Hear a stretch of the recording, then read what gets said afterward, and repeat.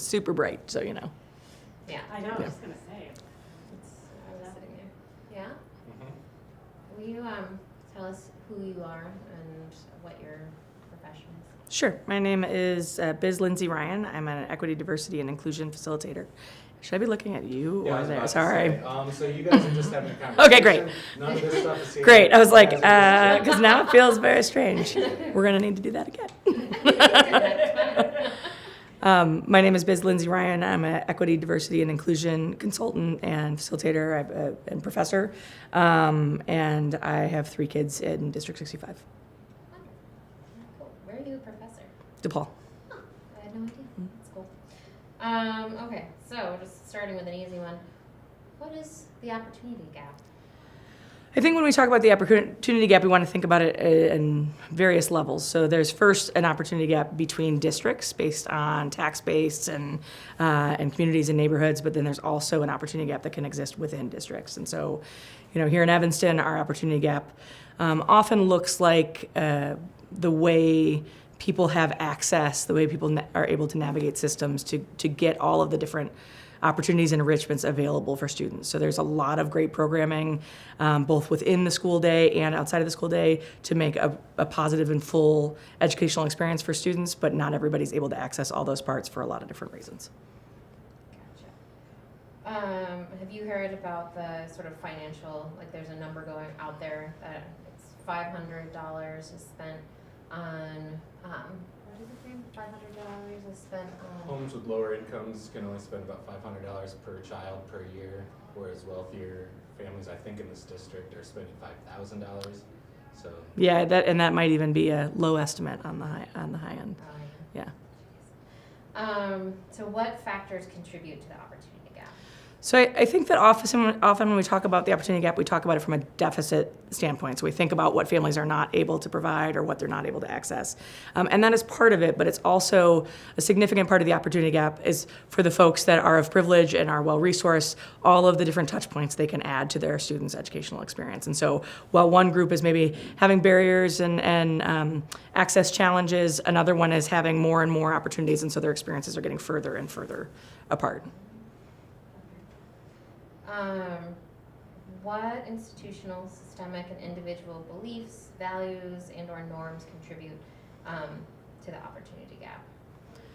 And I think there's a lot of different aspects to the opportunity gap, and that's why there needs to be a lot of different interventions as well. There's not one thing that will solve this in any aspect. So part of it is how people experience school, and bias in teachers and institutionalized racism that are embedded in our school systems, and not having culturally responsive pedagogy and curriculum. And I mean, there's a lot of ways that students don't see themselves in what they're learning, and don't see themselves reflected in the educator base. And so there's a lot of touch points during the day that end up being really positive for some students who are getting all of that affirmation, and then not as positive for other students. When you add to that disciplinary systems that often have racial disparities, who's treated as inherently innocent in the building, who's inherently suspect, there's a lot of different ways that manifests throughout the day that cause people to feel welcome and safe and respected and valued or not. And that's going to affect how they access other services and other opportunities outside of the school day. And also, historical context of, you have generational experiences within a school system that lead to people, some who are white like myself saying, okay, this is how I do school. These are the things that we can access. And there's I'm going to put my kids in the same kind of activities that I was in. So I'm a Girl Scout leader and I'm a basketball coach and all of these things that I have both the financial ability to participate in, the ability to navigate getting my kids to all of these different things, the knowledge and personal experience of what it's going to look like, all are creating a situation where some families are taking advantage of all these great opportunities and they know about them and they have their kids in them, and it's almost gotten out of hand of like having too many things going on. And then there's other families that are not having the same access because of financial reasons. And I know we have scholarships and we have other systems that are trying to alleviate that, but a lot of times we're not solving the right problems with those solutions, or we're not educating people on what that's going to look like. So if you're if you're looking for a scholarship in this program, in some programs it's just check the box and you get the scholarship, but I might feel like I need to bring my personal documents and have people get into my personal financial business. And so there's a lot of like actual barriers and perceived barriers that end up kind of setting up families on different trajectories. Racism is certainly a part of that, institutionalized racism, historical realities around race and class and how they intersect are a big part of it. But some of it, and the way that, kind of whiteness and white privilege is embedded in a lot of this, is just a belief that this is my school, right? And a belief that all of these things are for me. And so then I start looking for the ways that my kids can participate in those things, where if you're not made to feel like this is your school, if you're not made to feel like this place and everything that it offers, and all of the programs that exist in this building during the day and after school are for you, those become barriers that some kids are just not accessing in the same way that others are. So, I think when we talk about the opportunity gap, we often think about students and families who have those barriers, but we're not always holding on to the fact that there's families that have no obstacles in front of them. It's just, do I want to do this on a Tuesday? And that is giving people really vastly different experiences across a school district, particularly in Evanston. Well articulated. Sunny? I was sitting here thinking that I am going to have absolutely no any of this. You just card ditto. Sorry. Like, I started taking notes. I learned it all from you, Sue. I'm aware of it, Fred. Okay, and as we mentioned, because we're doing this for a Yep. YOU video, we're focused a little bit more on that outside of school time. So in your opinion, what are some ways we can lessen the impact of the opportunity gap and or try and, erase if possible? I think the first step is being transparent about what the challenges are and how differently the experiences are being felt across our district. So, Would you repeat sorry, I should have said Sorry. this before. Repeat, to lessen the impact of the opportunity gap, we should. oh, sure. Yeah. Yeah. I didn't do that with any other questions. Is that okay? I think it was self-explanatory. Okay. Yeah, I don't know. We can always go back Sure. and try it. To lessen the opportunity gap, we need to think about multiple interventions. So, we talked a little bit earlier, I don't know if that'll be in there, thinking about how students experience the school and the school climate and how they feel safe and welcome throughout the day and how they see themselves in what they're learning. But in terms of the after-school options, part of it is having some transparency about that we don't have the same experience school to school across our district. When we think about the after-school options, they are vastly different across the district. There's many of us that have been involved in a PTA equity project that has been thinking about what the resources are at different schools. And this is not about, parental desire. It's not about they're wanting to serve their children, but our schools have a different economic base in the ways that race and class intersect in our town. And so some schools are able to provide numerous touch points for kids, and to think about all the different structural limitations like busing and who has transportation, all of these things after school. Whereas other schools just don't have the financial resources or the capital in their parent community to raise the kind of dollars that would allow for those kind of enrichments after school. And so, part of the solution is understanding what each school offers and understanding where programs like YOU or other programs can provide options that are not readily available through a school community, and then working to transform some of the ways and systems that we provide these things so that there is more equity across the district. It shouldn't be that a kid at school A and a kid at school C are having vastly different enrichments and opportunities and experiences, and they become cumulative, and it becomes the way we open up doors to possible futures, or the way that we just don't see those other options available to us because we haven't had a chance to access it. So the various interventions and programs really give a chance to consider how do we create a more equitable experience across the district. Sorry. I worked PEP in, though. I thought you'd like that. I know. You were, appreciate it. yeah. Suni and I have been in charge of this long project to redistribute funds amongst the PTAs in the school district, so it's been a process. Yeah. Okay, and so you talked about transparency and making sure that there's equity from school to school, but thinking about like the strategies or components of an after-school program, Mm-hmm. and perhaps, I don't know if you're familiar with some of the ones that YOU offers. Some, yeah. But just thinking about what would be key components to those programs? Sure.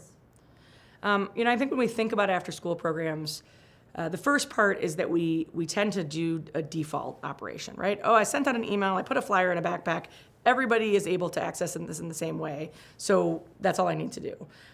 For me, as a Girl Scout leader and a basketball coach for our school, I have seen that if we want to have teams and enrichments that reflect our student population, we need to be really aware of what are the reasons people might not be able to get there, right? I need to pay attention to that one of my players hasn't shown up on Saturdays for several weeks, and we were able to determine that it was because both of her parents work on Saturdays and they can't get her to the game, right? So I think, we need to stop assuming that whatever the minimum default option is going to work for the vast amount of students. We also need to think about what are some of the barriers that exist for folks. We have a significant amount of trauma. We have, folks that are having experiences with racial bias, discrimination, and racism within the school day, or in their lives. We have, a variety of, needs around social emotional development. And so we need programs that are meeting people where they are, that they're taking into consideration whatever experiences they're having and creating the right supports around wellness and social emotional learning and trauma that might be additional barriers to folks accessing all the opportunities that are available to them. Fabulous. Sunie? I should have gone first. 'Cause I don't know how I can follow it. You want me to get mad at white people? Because I can do that more. You can't do that one. I can yell at white people. Oh, did I say? I don't think I said anything about opportunity hoarding. Oh, Can I throw something? You alluded to it. You didn't use the term, but you did allude to you it. can add. Can I add like something it. just in that? Because I need to say that rather than make you have to say that. Okay. So another challenge with the opportunity gap is something called opportunity hoarding, right? That in our district, that's generally white, affluent parents that feel very comfortable asking for favors or accommodations throughout their child's student experience. So they might, ask for a placement of a teacher, or they might be advocating for an IEP or other supports in a way that other families may not have as a cultural norm of doing, or may not experience a school in a way where they would be, if they advocated in that same way, they would get the same positive reaction. And so part of understanding opportunity hoarding is for, I would say in our district, for white parents to think about their actions not as just I'm advocating for my child, but that there is an impact to others in that advocacy. And there are times where I need to reconsider what I would have advocated for because the costs to others are great. And that for some of us, we have all these opportunities to get those enrichments. And so for us to be making sure we're getting all the goodies in a school, we're really having, contributing to the disparate impact and the opportunity gap for students. Okay. You're I was like, am I out? Here. Do you have Could we anything? try number 4 one more time? What was number 4? How can we lessen or raise the impact of the opportunity gap? What are you not hearing that you want to hear? It was just the intro to it, because you ended up realizing that you were kind of on the wrong track, and so you rephrased the question, kind of interrupted yourself, and then went again. So if I were to use that soundbite, I would be able to. It just ended up. Yeah, I just have zero recall of what I said during that section. Yeah.